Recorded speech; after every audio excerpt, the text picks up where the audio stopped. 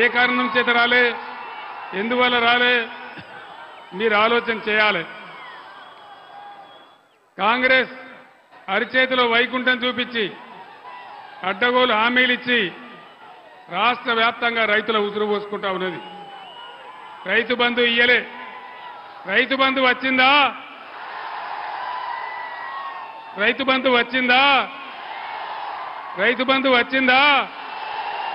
రాలేదా? ఎవరికైనా 2500 రూపాయలు వచ్చినాయా? వచ్చినాయా? తులం బంగారం వచ్చిందా? ఏది కూడా రాలే. కానీ అనేక హామీలు ఇచ్చినారు. ఒకటే ఒక్క హామీ, ఉచిత బస్సు నెరవేరిస్తే భయంకరంగా ఆటో రిక్షా కార్మికులంతా రోడ్డున పడిపోతా ఉన్నారు. వాళ్ళ బతుకులు ఆగమైపోతా ఉన్నాయి. ఆటో రిక్షా బిడ్డలు ఆత్మహత్య చేసుకుంటా ఉన్నారు. ఒక స్కీమ్ పెడితే మంచిదే, మహిళల గురించి మేము వద్దనడం లేదు. కానీ ఆ స్కీమ్ పెట్టినప్పుడు వచ్చేటువంటి బాధలు, ఇబ్బందులు ప్రభుత్వం గమనించి ఆటో రిక్షా కార్మికులకు కూడా తగిన న్యాయం చేయాలి. ఆటో రిక్షా కార్మికులకు న్యాయం జరగాలి. అది జరిగేదాకా బీఆర్ఎస్ కొట్లాడుతుందని మనవి చేస్తా ఉన్నా. రైతు బంధు రాలే, కాలువలలో నీళ్లు ఇయ్యలే, కరెంటు చక్కగా ఇయ్యలే, మళ్ళా బోర్ బండ్లన్నీ వస్తూ ఉన్నాయి, అనేక ఇబ్బందులు జరుగుతూ ఉన్నాయి. నేను మీ అందరికి ఒకటే మాట మనవి చేస్తా ఉన్నా. ఇవాళ ఎలక్షన్ కమిషన్ ఆఫ్ ఇండియా నా మీద నిషేధం విధించింది.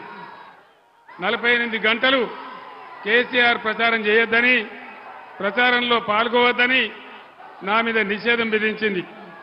మీ అందరు నేను ఒకటే కోరుతా ఉన్నా, ఒకటే మాట మనవి చేస్తా ఉన్నా. ఇదే రేవంత్ రెడ్డి నీ పేగులు మెడలేసుకుంటా, నీ గుడ్లు వీకుతా అని నా మీద అడ్డగోలు మాటలు మాట్లాడితే ఇదే election commission of India Revanth Reddy మీద నిషేధం పెట్టలేదు, కానీ నా మీద పెట్టింది. నేను ఒక్కటే మాట చెప్తా ఉన్నా, లక్షలాదిగా ఉన్నటువంటి టీఆర్ఎస్ కార్యకర్తలు వారందరికీ కూడా నేను పిలిపిస్తా ఉన్నా. 48 గంటలు నా ప్రచారాన్ని నిషేధిస్తే మా అన్నదమ్ములు, మా టీఆర్ఎస్ బిడ్డలందరూ కూడా దాదాపు 96 గంటలు అవిశ్రాంతంగా పనిచేస్తారని మనవి చేస్తా ఉన్నా. ఇవాళ ఈ కాంగ్రెస్ దుష్ట పరిపాలనకు అనేక మంది రైతులు ఆత్మహత్యలు చేసుకున్నారు. ఇవాళనే ఒక రైతు కరీంనగర్ జిల్లా చొప్పదండి నియోజకవర్గంలో వడ్లు కొనకపోతే, ఆయన 15 రోజులైతే వడ్లు తెచ్చి వడ్లు కొనకపోతే తట్టుకోలేక ఆ వడ్లను ఆరబెడుతూ అక్కడనే కుప్పగూలి చచ్చిపోయినాడు. ఆయన గుండె ఆగిపోయి చచ్చిపోయినాడు.